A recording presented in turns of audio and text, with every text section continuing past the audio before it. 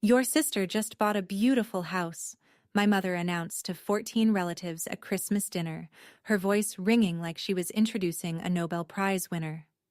Then she turned to me and smiled, the kind of smile that looks warm until you realize it's aimed downward. So June, when are you going to settle down? My sister Vanessa leaned back in her chair, new earrings catching the candlelight, and smirked. I put down my fork. I didn't raise my voice. I didn't need to. I already did, I said. I paid cash. I just didn't invite anyone who doubts me. 14 forks stopped moving. My mother's mouth opened, but nothing came out. And that was only the first 5 seconds of the longest Christmas dinner the Bellamy family has ever had. Before I go on, please take a moment to like and subscribe. But only if you genuinely connect with this story. And while you're at it, drop a comment telling me where you're watching from and what time it is where you are right now. My name is June. I'm 27. And this is the story of how I stopped being my family's invisible bank account. Now, let me take you back to October, 2 months before that dinner. The night a single bank transfer changed everything. It was a Thursday night in October, and I was cross-legged on my couch in a one-bedroom apartment just outside Millbrook, finishing a prototype for a client dashboard. My coffee had gone cold an hour ago. The radiator was clicking that familiar metal song it sang every autumn. My phone buzzed on the side table. Mom glowed on the screen. I picked up. No hello. No, how are you? Just the sound of her exhale, long, practiced, and then her voice. The roof's been leaking again, June, the east side. The contractor said $4,200 to patch it before winter. I can't cover that on my pension. I stared at the ceiling of my own apartment, where a brown water stain had been spreading for 6 weeks because I hadn't gotten around to calling my own landlord. $4,200. That was more than my rent for 2 months. I'll transfer it tomorrow, I said. You're a good girl, June? Click. 4 words. That was the most warmth I'd gotten from her since March, and even that call in March had ended with her asking me to cover Vanessa's car insurance payment. I set the phone down and opened my personal spreadsheet, the one I kept tucked in a folder labeled Family on my desktop. I'd started it 3 years ago, the first time my mother called about an emergency that needed my money. Back then I thought it would be a short list. It wasn't. 3 years, 17 transfers, $31,400. Roof repairs, plumbing emergencies, car insurance premiums for my sister, a new water heater, security deposit help. Every single time the call came the same way. That long exhale, then the number, then the click. Not once, not one single time, had anyone said more than 4 words of thanks. I closed the spreadsheet, transferred the $4,200 to my mother's account, and went to bed, telling myself what I always told myself. This is the last time. 2 weeks later, I was eating leftover soup at my kitchen counter when I made the mistake of opening social media. Vanessa's face filled my screen. She was standing in front of a house I'd never seen. Sage green door, white trim, a woven welcome mat that probably cost more than my dinner. Her smile was the kind you hold for 8 seconds so the camera catches the good angle. The caption read, "New beginnings. Thanks to the best mom ever." Followed by a yellow heart emoji. 47 likes. Lorraine Bellamy had commented a row of red hearts. Uncle Don left a clapping emoji. Aunt Patty wrote, "So happy for you, sweetie." I scrolled through every comment. My name wasn't in any of them. I wasn't tagged. I wasn't mentioned. I wasn't even in the background of the photo. Thanks to the best mom ever. I read it 3 times. Something nagged at me. Quiet, like a splinter under skin you can't quite see. But I pushed it down. Vanessa had always been better at saving, I told myself. She and Derek must have planned this for a while. Good for her. That same evening, my mother forwarded the photo to the family group chat. "So proud of my girl." Uncle Don sent a thumbs up. 2 cousins hearted the message. Then Aunt Margot, my father's sister, the one who ran the little flower shop 2 towns over, typed a single line. "Lovely. How's June doing?" I watched the chat. 1 minute, 2 minutes. 5. Nobody answered her. The chat moved on to Thanksgiving planning. Margot's question sat there like a stone dropped into a well, falling, never hitting bottom. I locked my phone and finished my soup. But that splinter, that quiet nagging, didn't go away. It would take me another month to understand why. Thanksgiving at my mother's house smelled the way it always did. Roasted turkey, cinnamon candles, and something faintly burnt that nobody would acknowledge. I'd driven 40 minutes with a homemade apple pie on the passenger seat and a bottle of wine tucked behind the brake pedal. When I walked through the door, I saw the dining table first. 12 chairs, all occupied.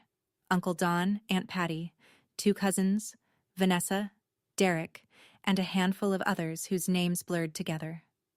At the far end, a young man I didn't recognize sat in what used to be my seat. "Oh," my mother said, wiping her hands on her apron as she came around the corner. "That's Kevin, Lily's new boyfriend. I figured you wouldn't mind sitting at the side table. You're easy like that." The side table was a metal folding table wedged into the kitchen, between the counter and the recycling bin. No tablecloth, no candle, just a paper plate and a fork still in its plastic wrapper. I sat down. Through the open doorway, I could hear my mother stand and raise her glass. To Vanessa and Derek, and their beautiful new home. Glasses clinked. Laughter swelled.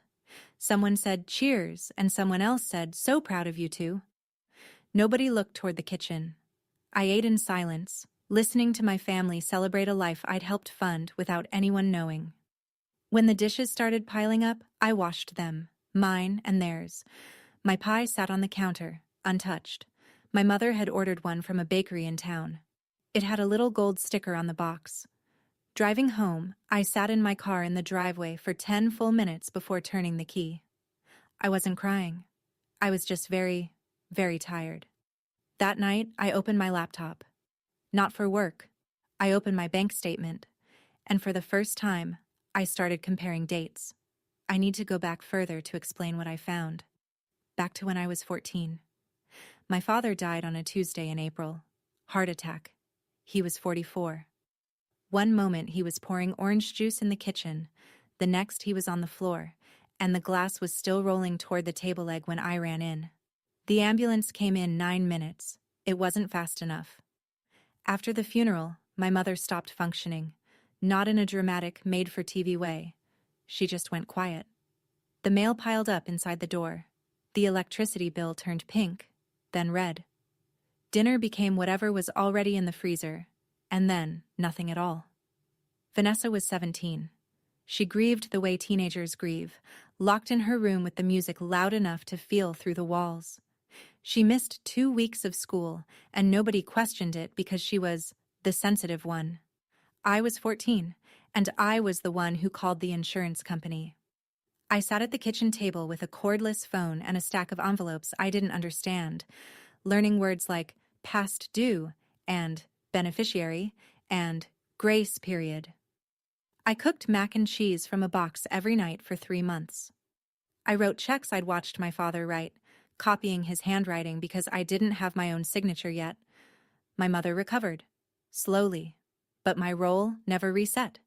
The emergency became the routine. I was the one who handled things. Vanessa was the one who was handled. My father used to say something to me, usually while we were sitting on the porch after dinner. "You're like me, June. You'll figure it out." I used to think that was a compliment. Now I understand what it really was. An apology, in advance, for everything that was coming. When Vanessa got engaged to Derek 3 years ago, my mother called me before she called anyone else, not to share the joy, to discuss the budget. "Your sister deserves a beautiful day, June. I can cover about 8,000, but the rest? I need you to help with the difference." The wedding would cost 12,000. A small ceremony at the chapel on Birch Lane, a garden reception behind the VFW hall, 80 guests.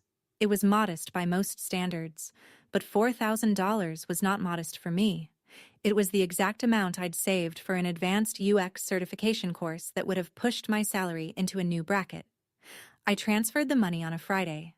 By Saturday, I'd talked myself into believing it was the right thing to do. The bridesmaid list came 2 weeks later. 4 names. All friends of Vanessa's from high school and her gym. I wasn't on it. Wants her friends beside her, June. You wants her friends beside her, June. You understand. You're not really the dress-up type anyway. So on Vanessa's wedding day, I stood in the 3rd row wearing a dress I bought on clearance.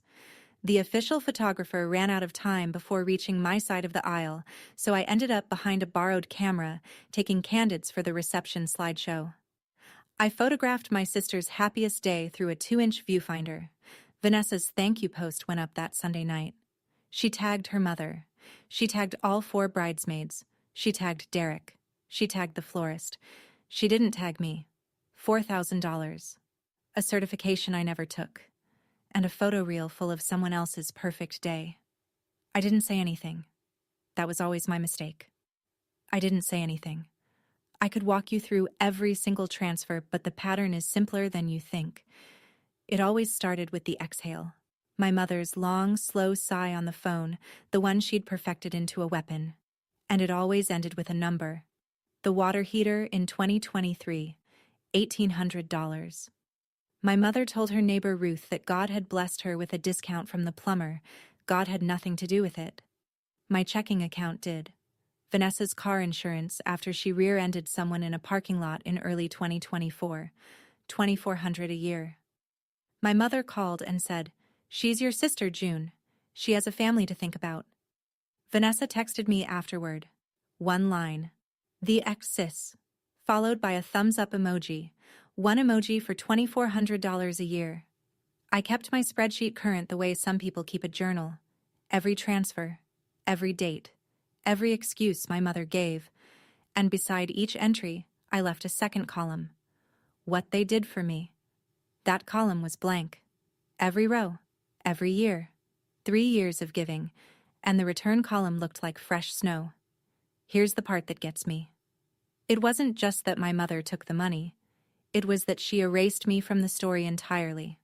At family gatherings, she'd tell Uncle Don and Aunt Patty, "I manage on my own. It's tight, but I'm proud." She'd say it with her chin lifted, like a woman in a wartime photograph. And everyone would nod, impressed. Meanwhile, my bank account bled in silence. $31,400. 3 years. 1 emoji. Every time I told myself the same thing. This is the last time. But the last time never came. Not until October, when I started comparing dates on a bank statement and the math stopped adding up. In September, a month before the roof money, I stopped by my mother's house to return a set of spare keys from the last plumber visit. The front door was open a crack, the way it always is when she's airing out the kitchen after cooking. I stepped inside and heard her voice drifting from the back of the house. That slightly louder, slightly sweeter register she uses when she's on FaceTime. I should have announced myself. Instead, I froze in the hallway, my hand still on the doorknob, because I heard my name. Honestly, I don't know what June's doing with her life. She sits on that computer all day. At least you have a real home, a real husband. Sometimes I worry she'll end up alone and I'll have to take care of her. Vanessa's laugh came through the phone speaker. Light. Easy. The kind of laugh that isn't cruel on purpose. It's cruel because it doesn't even notice. "Mom, she's fine. She's just... June. She's just June." I stood there for, I don't know how long. 10 seconds? Maybe 30? Long enough to memorize the pattern on my mother's hallway wallpaper. Faded yellow roses, the edges peeling near the baseboard. Long enough to feel something inside me go very still. I set the keys on the console table by the door. I didn't slam them. I placed them down the way you place a glass on the edge of a counter. Carefully, because you know if you're not careful, something will shatter. Then I walked out. Closed the door. Got in my car. I drove 25 minutes home without turning on the radio. No music. No podcast. Just the sound of the road and my own breathing. That night, I lay awake staring at the ceiling. Not because I was sad, though I was. because for the first time in 13 years, a question surfaced that I'd never allowed myself to ask. Was the roof actually leaking? Driving home that night, I kept replaying that sentence. She's just June. 2 words that reduced everything I'd ever done, every bill I'd covered, every emergency I'd solved, every dollar I'd sent, into a shrug. Like I was a lamp in the corner of a room that nobody turns on but nobody throws away either. Have you ever been summed up in a way that erased everything you've done? If so, I'd love to hear your story in the comments, because that night, something inside me shifted, and I think you'll understand what I did next. The night after Thanksgiving, I sat on my couch with cold coffee and a laptop open to my bank's transaction history. The $4,200 I'd transferred to my mother on October 3rd stared back at me in clean digital type. October 3rd. I sent the money.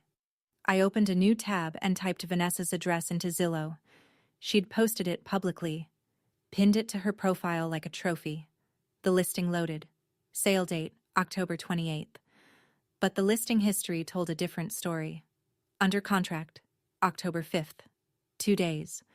My mother received $4,200 on a Thursday, and by Saturday my sister's name was on a purchase agreement.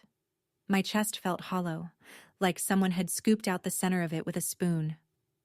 I picked up my phone and scrolled through my contacts until I found the contractor. The same one my mother had mentioned back in the spring when the porch railing needed fixing. I'd saved his number because I was the one who'd coordinated the repair. I always was.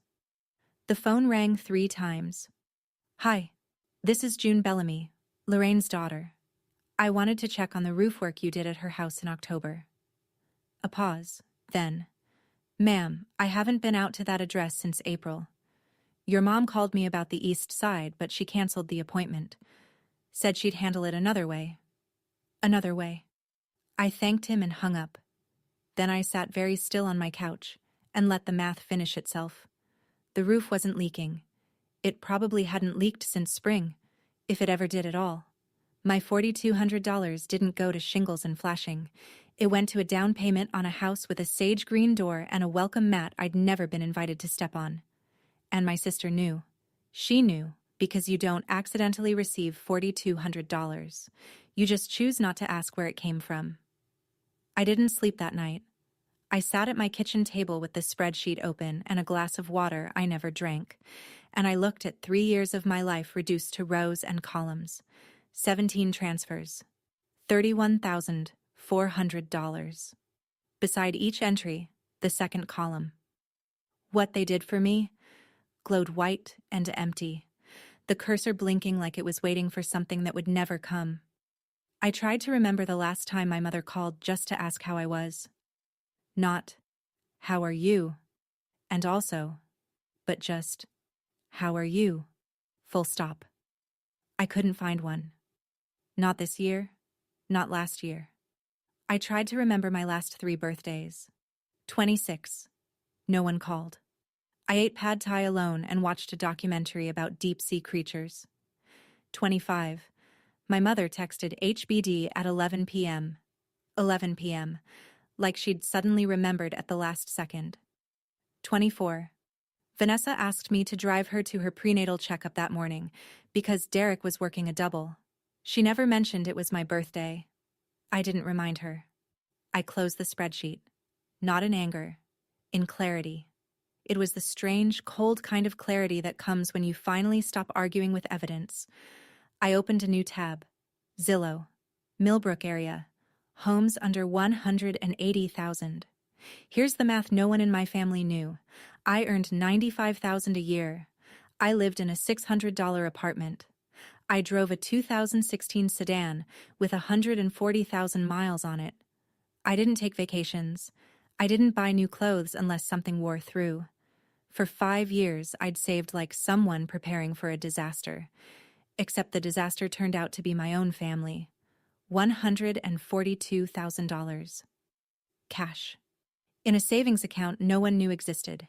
If I stopped pouring money into a hole that never filled, I could buy a house in 3 months. My own house. No mortgage, no permission, no mother's name on the deed. I closed the laptop at 4 a.m. For the first time in years, "This is the last time," wasn't a lie.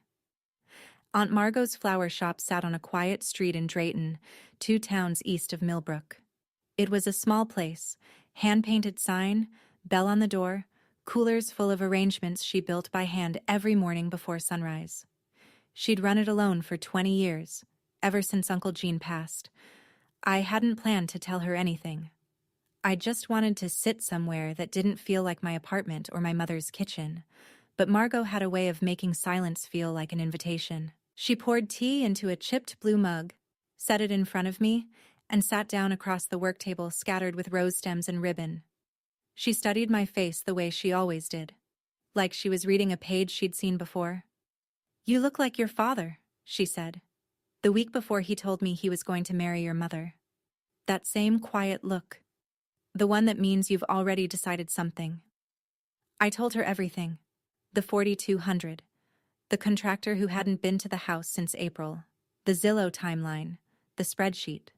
The $31,400 that had left my account over 3 years and vanished into a family that pretended it managed on its own. Margot listened without interrupting. When I finished, she set her teacup down on its saucer, a small, precise sound in the quiet shop, and folded her hands. "Honey, I've watched this for 13 years. Your mother loves Vanessa the way she loved looking in a mirror. And you remind her of your father. She never forgave him for dying." The sentence hit me somewhere behind my ribs. "What are you going to do about it?" Margot asked. "I'm going to stop paying for a family that doesn't see me," I said. "And I'm going to buy my own house." Margot looked at me for a long moment. Then she nodded, just once. "Good. And if you need a witness at closing, you call me." The first week of December, I ran into Ruth Kendrick at the grocery store. Ruth was my mother's neighbor, 3 houses down on Maple, the kind of woman who brought banana bread to every new family on the block and knew everyone's business not out of malice, but because she simply couldn't help collecting information the way some people collect stamps. She'd been a loan officer at Millbrook Community Bank for as long as I could remember. She notarized documents for half the town and still called everyone honey, regardless of age. She spotted me in the cereal aisle, cart half full, and lit up like I'd made her day. "Oh, June, I haven't seen you since summer. Your mother talks about Vanessa's house nonstop. So proud. You know I helped her with the paperwork at the bank, right?" I nodded, smiled the small, automatic smile I'd perfected for conversations about my sister's achievements. Ruth leaned in slightly, the way she did when she was about to share something she considered helpful rather than private. "Between you and me," she said, lowering her voice to what she probably thought was a whisper, "I hope they get back on track soon. The first few months of a mortgage are always the trickiest, especially when there's other debt involved. But your sister's a smart girl. She'll figure it out." Other debt. I kept my expression steady. "I'm sure she will." Ruth patted my arm, wished me a Merry Christmas, and wheeled her cart toward the dairy section humming Jingle Bells. I stood in the cereal aisle for another 30 seconds, holding a box of oatmeal I didn't need, turning 2 phrases over in my mind like coins. Get back on track. Other debt. The picture I'd been assembling since Thanksgiving night was now complete. Vanessa hadn't bought a beautiful house. Vanessa was drowning in one. And my mother had used my money to push her off the dock. The call came on a Wednesday evening, the second week of December. I was making dinner. Just pasta, nothing special. And my mother's name appeared on the screen with the reliability of a monthly invoice. I picked up. The exhale arrived right on schedule. "June, the heating bill came in, $480. It's going to be a cold winter." I turned the burner down, leaned against the counter, took a breath. "Mom, I can't cover it this month. You should call the energy company. They have a payment assistance program for seniors. I can text you the number." Silence. 4 seconds of it. Which, if you've ever said no to someone who's never heard it from you, feels like 40. "Excuse me?" Her voice didn't rise. It dropped. Lorraine Bellamy didn't yell. She chilled. "I can't cover it," I repeated. My voice was steady, but my free hand was gripping the edge of the counter so hard my knuckles ached. I raised you alone, June. After your father died, I held this family together. I didn't ask for much. I just asked you to care. Click. She hung up. No goodbye, just the dead air of a disconnected line and the sound of pasta water boiling over onto the stove. 20 minutes later, the family group chat lit up. My mother. Pray for me. It's going to be a cold Christmas, Uncle Don. Hang in there, Lorraine. Aunt Patty. You're the strongest woman I know. Vanessa. Mom. We'll figure it out. I stared at Vanessa's reply. We'll figure it out. Beautiful words. $0 attached. She didn't offer to pay the heating bill.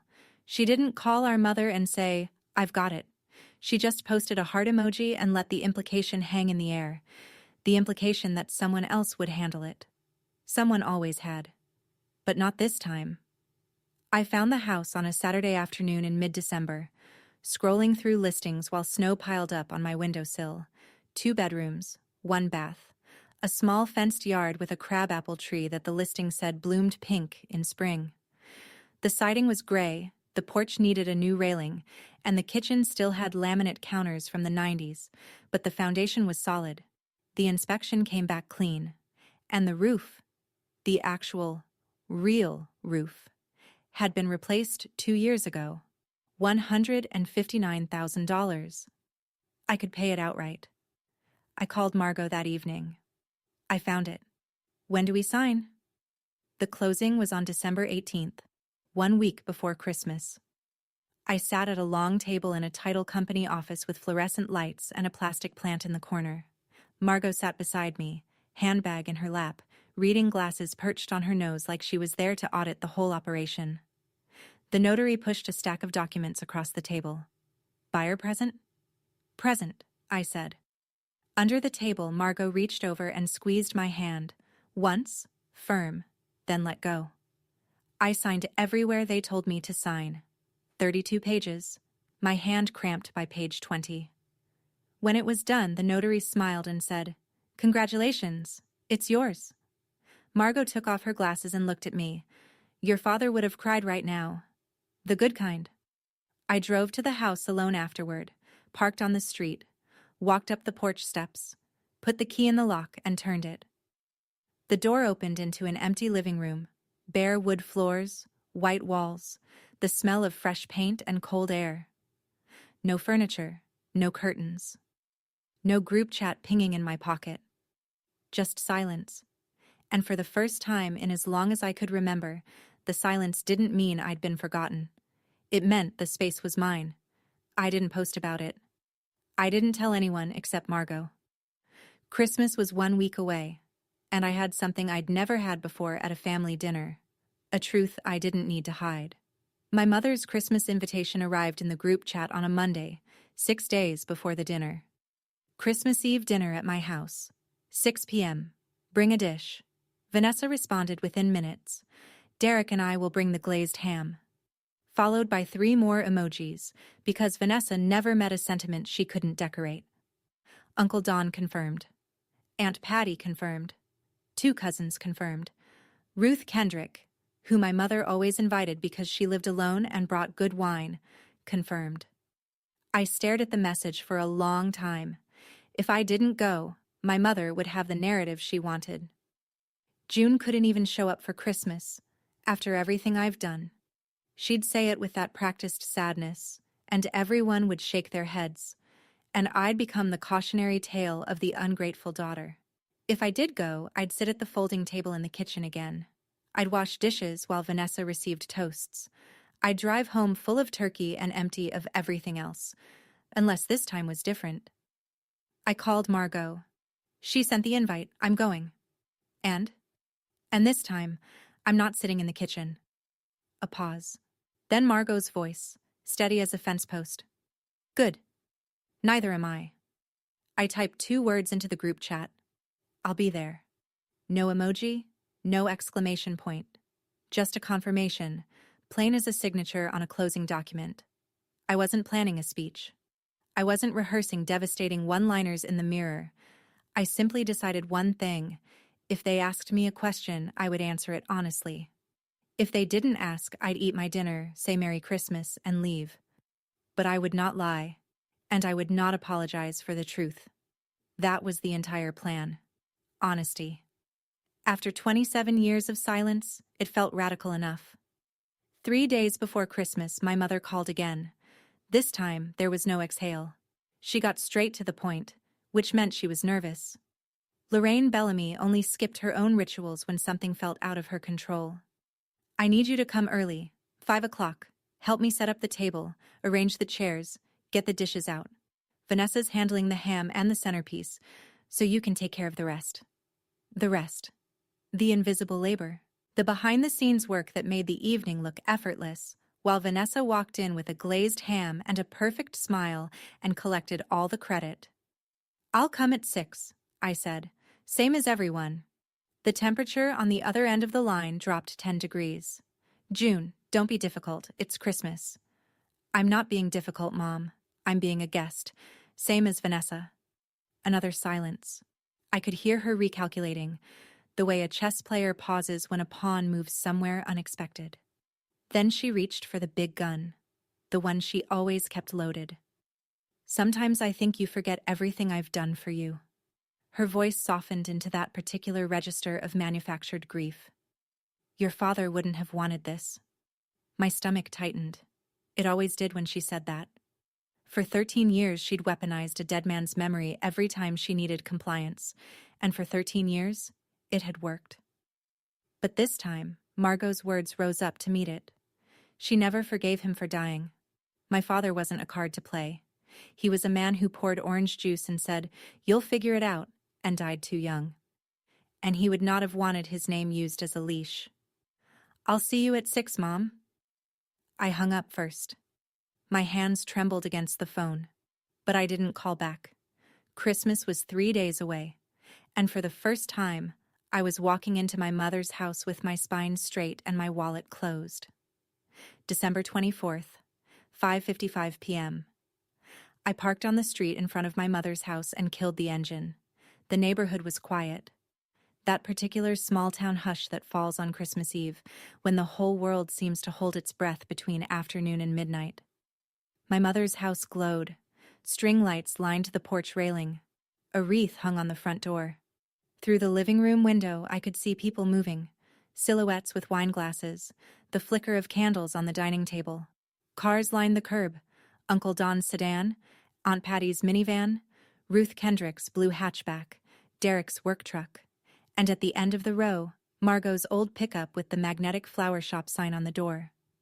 I sat in my car for 2 minutes, opened the glove compartment and took out the one thing I always carried, a photo of my father and me at the ice cream shop on Route 9, taken when I was 12. Both of us squinting into the sun, both of us laughing.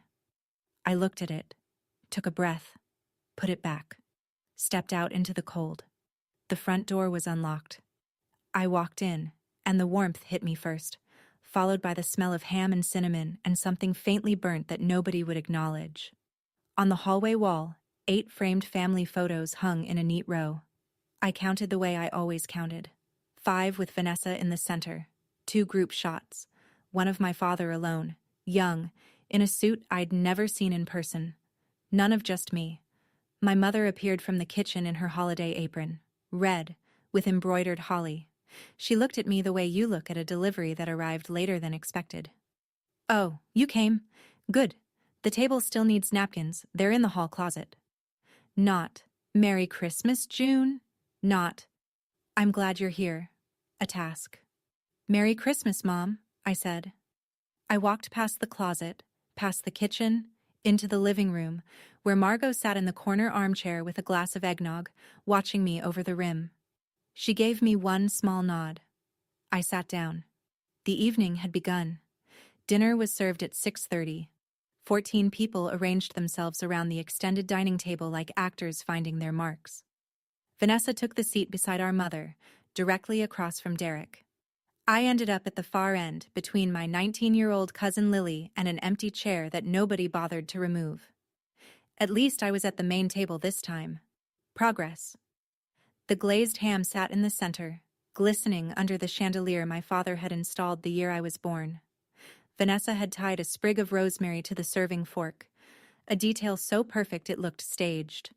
It probably was. My mother stood. She lifted her wine glass the way a mayor lifts a ceremonial key. Slow, deliberate, meant to command the room. Before we eat, I just want to say how proud I am. She looked at Vanessa with an expression I can only describe as ownership. Vanessa and Derek bought their first home this year, a real home, a 3-bedroom, with a yard. That's what family is about, building something. She paused, letting the word building settle over the table like a blessing meant for one person only. Vanessa pressed her hand to her chest. "Ah, Mom." The humble, grateful face. She'd perfected it the way a concert pianist perfects a scale, through relentless repetition. Then she turned to the rest of the table. "Honestly, it's been a dream. 3 bedrooms, a yard for someday when we have kids. We're just so blessed." Uncle Don raised his glass. "That's wonderful. You're building something real, Vanessa." Aunt Patty beamed. The cousins murmured approval. Across the table, I saw Ruth Kendrick smile and nod. But her eyes dropped for just a second, the way they do when someone knows something they're trying not to say. Nobody asked me anything. Nobody turned my direction. I cut my turkey and chewed in silence. And from the far end of the table, Margot watched the room the way a woman watches a pot she knows is about to boil. It happened between the main course and dessert, during that lull when plates are half empty and the conversation softens into something loose and unguarded. My mother leaned forward in her chair, tilted her head toward me, that practiced angle of maternal concern that always preceded something sharp, and said, loud enough for the entire table, "So, June, your sister has a house, a husband, a plan." She gestured at Vanessa the way a game show host gestures at a prize car. "When are you going to settle down? You can't just sit behind a laptop forever." Vanessa didn't miss her cue. She leaned back, crossed her arms, and smiled at me the way you smile at a younger cousin who just said something naive at Thanksgiving. "Seriously, June, you're 27. What are you even saving for?" A few people laughed, the polite, uncomfortable kind. Uncle Don chuckled into his wine. Lily stared at her plate. Derek looked down at his fork and said nothing, his jaw tight. Only Margot was still. Her eggnog sat untouched. Her eyes were on me. I looked at my mother, then at Vanessa. Then at the table full of people who had watched me get smaller every year without ever saying a word. I set my fork down. Slowly. Metal touched porcelain. A small, clean sound that cut through the room like a pin dropping in a cathedral.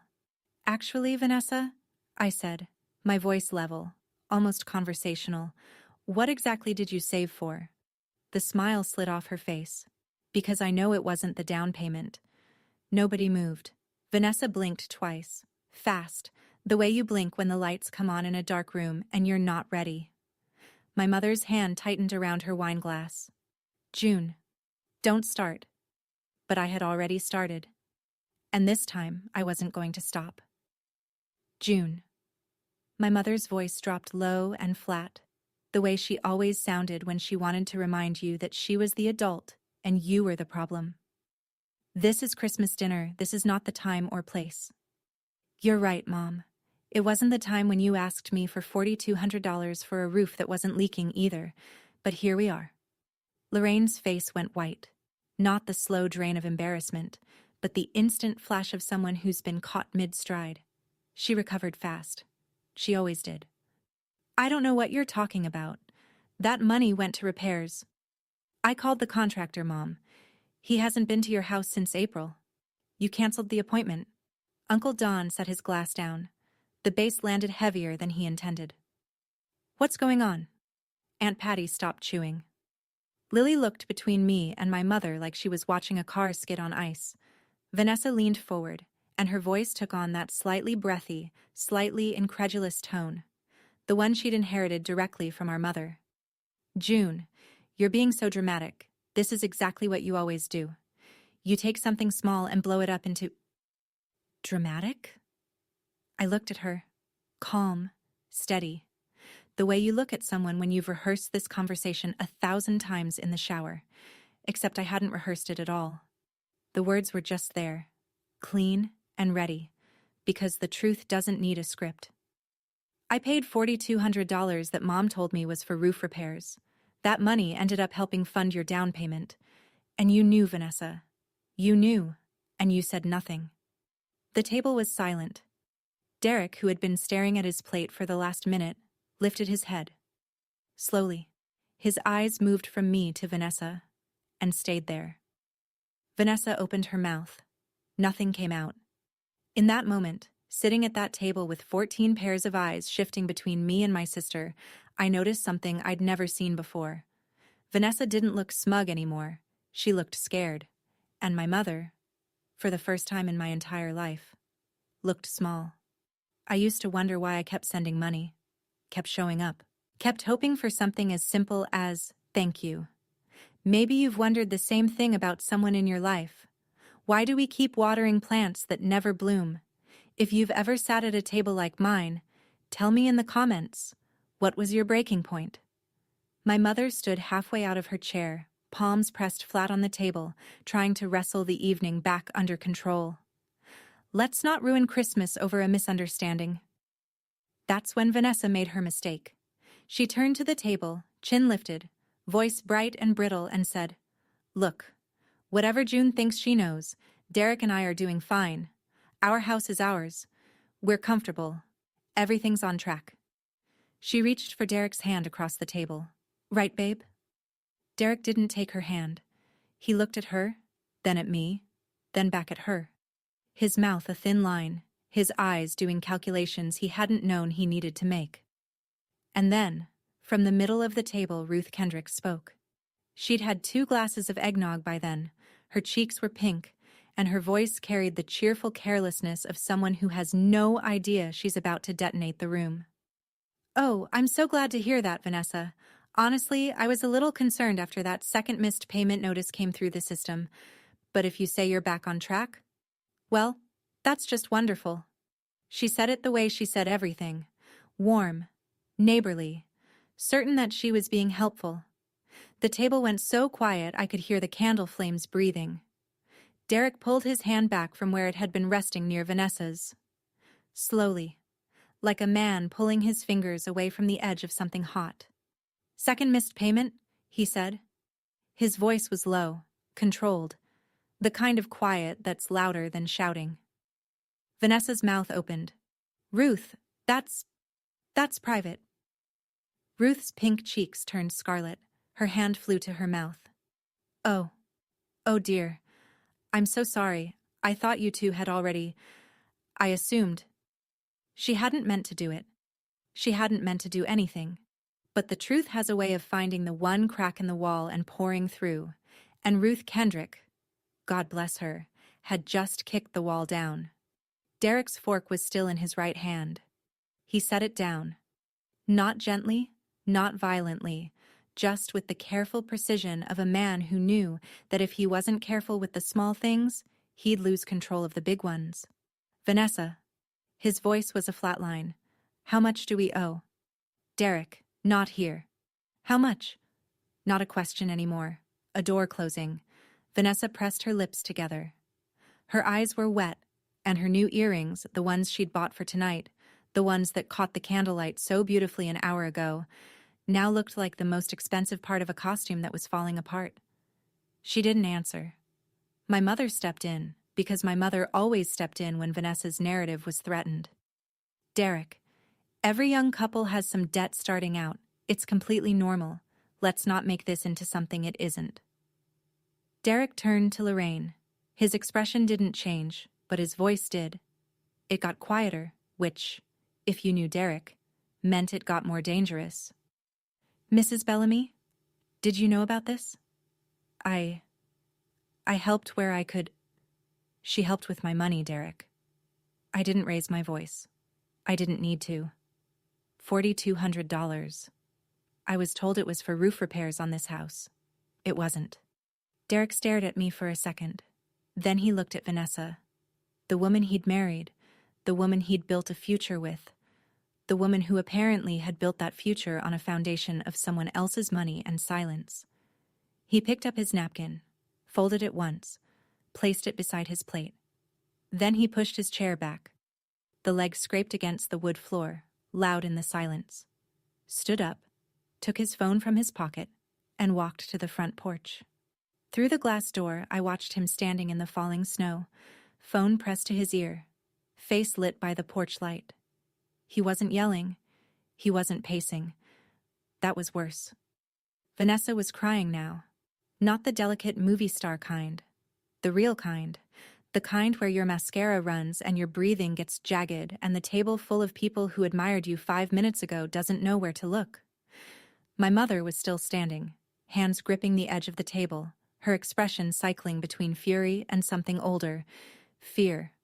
The fear of a woman watching a story she'd spent 13 years constructing start to collapse in real time.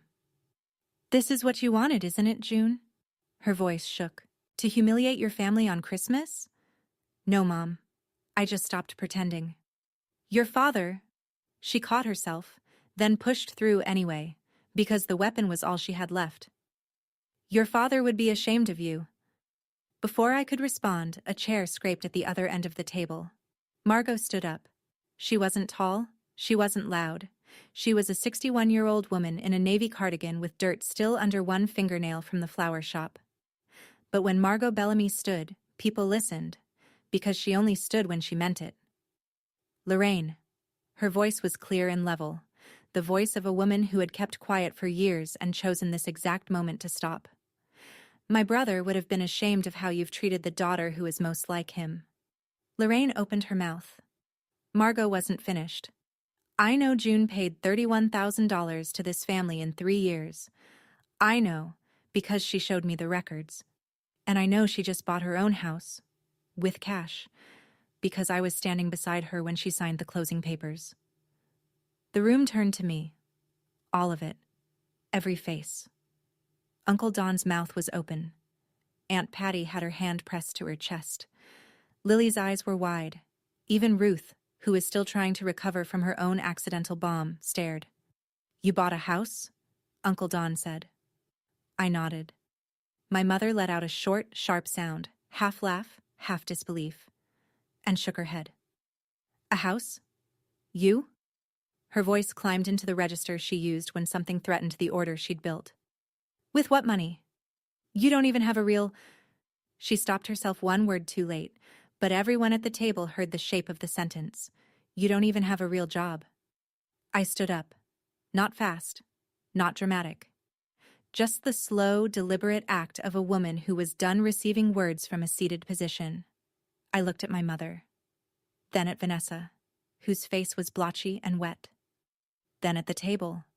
14 people who had watched me shrink for years and never said a word. "You asked me when I was going to settle down." My voice was even. Quiet. The kind of quiet that makes people lean in instead of pull away. "I already did. I paid cash. $159,000. No mortgage. No debt. No one else's money." I turned to my mother. "I just didn't invite anyone who doubts me." And the room stopped. I mean it. It stopped. Like someone pressed pause on the universe. 14 people, frozen mid-breath. A fork slid off someone's plate. Aunt Patty's, I think, and hit the porcelain with a bright, clean clink that echoed in the silence like a bell. 5 seconds. I counted. My mother's mouth opened. Closed. Opened again. Nothing.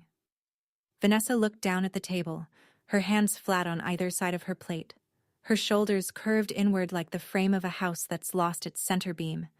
The Christmas music was still playing from the little Bluetooth speaker on the sideboard. Silver bells. The irony would have been funny if I hadn't been trembling from the inside out.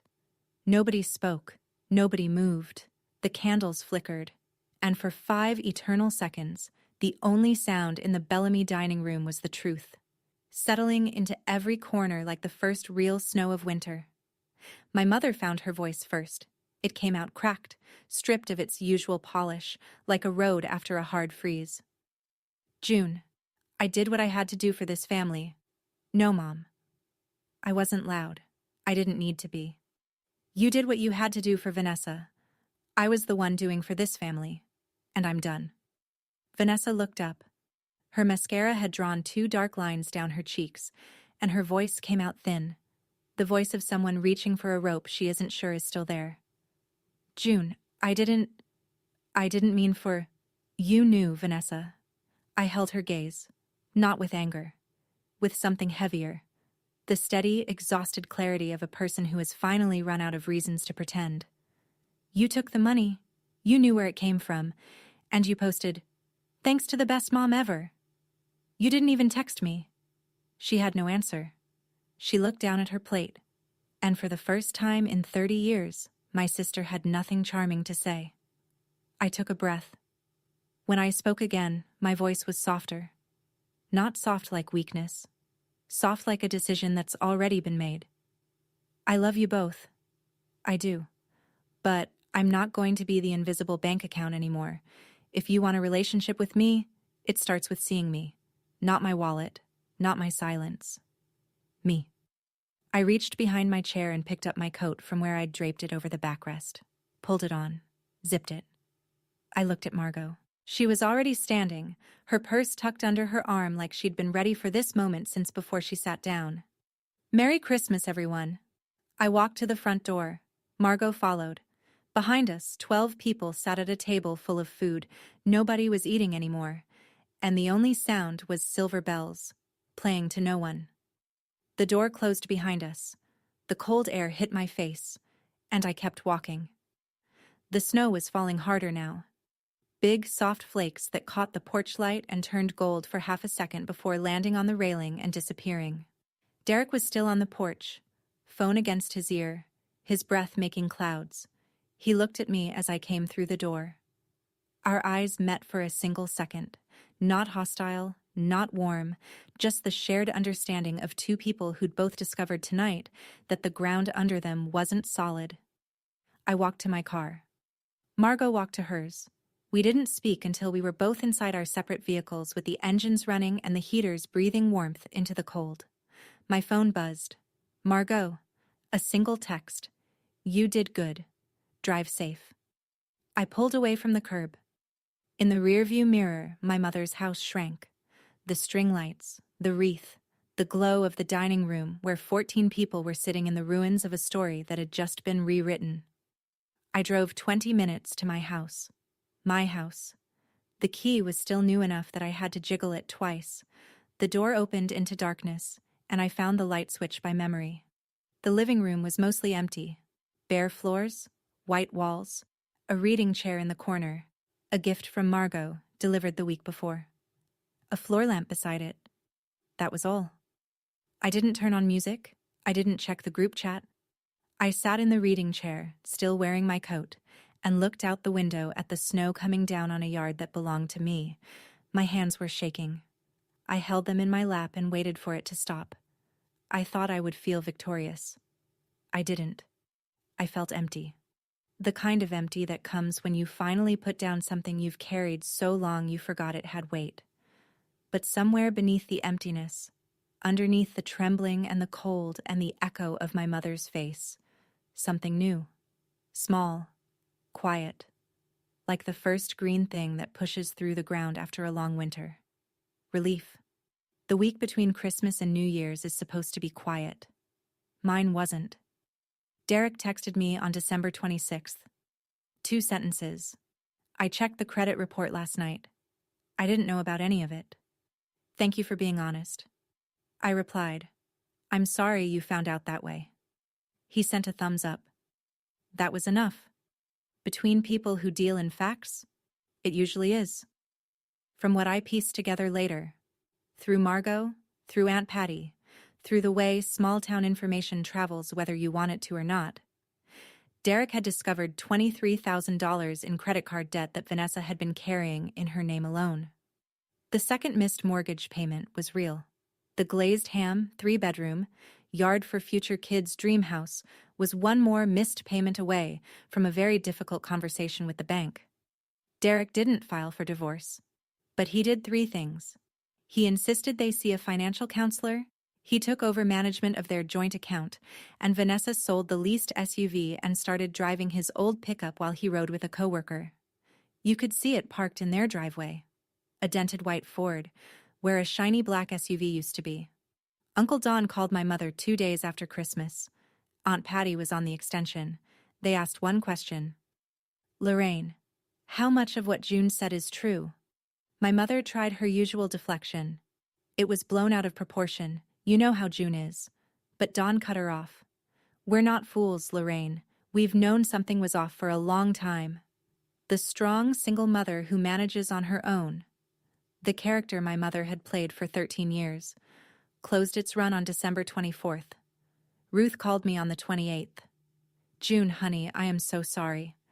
I had no idea that would—" "You didn't do anything wrong, Ruth. The truth just needed some air." She paused. "You sound like your father." I didn't know what to say to that, so I just said, "Thank you." 3 weeks later, mid-January, the snow was deep, the kind of deep where the plows come through at 4 a.m., and the scraping sound wakes you up and then puts you back to sleep. I was unpacking a box of kitchen things in my new house. A set of pots I'd bought secondhand, a wooden cutting board, a mug with a chip on the handle that I liked because it fit my thumb exactly. When my phone rang, "Mom." I considered letting it go to voicemail. Then I picked up, because I'd promised myself I'd be honest, and ignoring her wasn't honest. It was just the other side of silence. "June." Her voice was softer than usual, but I recognized the architecture underneath. The careful scaffolding she built around her words when she needed something. "I've been thinking a lot since Christmas, and I want you to know, I'm sorry you felt hurt by everything. I'm sorry you felt hurt. Not, I'm sorry I hurt you. Not, I'm sorry I lied about the roof. Not, I'm sorry I spent 13 years treating you like a credit line with a heartbeat. I'm sorry you felt hurt." The apology that isn't one. I let it sit for a moment. Then she kept going. "Anyway, the heating bill for January came in higher than I expected. $620. And with the cold snap, I was wondering if maybe—" There it was. The ask. Tucked behind the apology like a bill slipped under a sympathy card. "Mom." My voice was gentle. Not because I was weak. Because I'd already fought this fight, and I'd won. "I love you. But I already told you. I can't be that person anymore. Call the energy company. They have a senior assistance program. I'll text you the number." Silence, long enough for me to hear the wind outside her window. "You've changed, June." "No, Mom." I looked around my kitchen, my pots, my chipped mug. I just stopped disappearing. I hung up, gently, placed the phone on the counter, and went back to unpacking. April came the way it always comes to small towns in the Northeast, slowly, then all at once. The snow thinned, the gutters ran, and one morning I walked out onto my porch with a cup of coffee and saw it. The crabapple tree in my front yard had bloomed. Pale pink buds, small and deliberate, opening along branches that had looked dead all winter. The house still wasn't finished. The living room had a sofa now. Navy blue, second-hand, with a tear on one cushion I'd patched with iron-on fabric from the craft store. My desk sat by the window where the morning light came through best. My father's photo hung above the reading chair, the one from the ice cream shop. Both of us squinting, both of us laughing. I still worked remote, still lived alone, still wasn't married. And for the first time in my life, none of that felt like a gap. It felt like a choice. Vanessa texted me in March. "Can we talk sometime?" I replied, "When you're ready to talk honestly, I'm here." She hadn't called yet. I wasn't waiting. My mother posted less on social media. The "I manage on my own" declarations had stopped. I didn't follow her page anymore, but Margot mentioned it once over tea. "She's quieter," Margot said. "I don't know if that's growth or just shock. Time will tell." Margot came over every Saturday. She brought flowers from the shop, whatever hadn't sold by closing time. The kitchen table usually had a jar of something blooming on it. We drank tea on the porch and talked about ordinary things: weather, recipes, the neighbor's dog that kept digging under my fence. One Saturday, she looked at the crabapple tree and said, "It's blooming earlier than I expected." "Some things just need room," I said. She smiled. We drank our tea. Here's what I know now, after all of it. I didn't burn any bridges. I just stopped crossing the ones that led nowhere. And I found out something no one ever tells you. When you stop being invisible to yourself, it doesn't really matter who else can't see you. The tree is blooming. The house is mine. The silence is kind. And that's enough. That's my story. Some of you might think I was too harsh. Some of you might think I should have said more.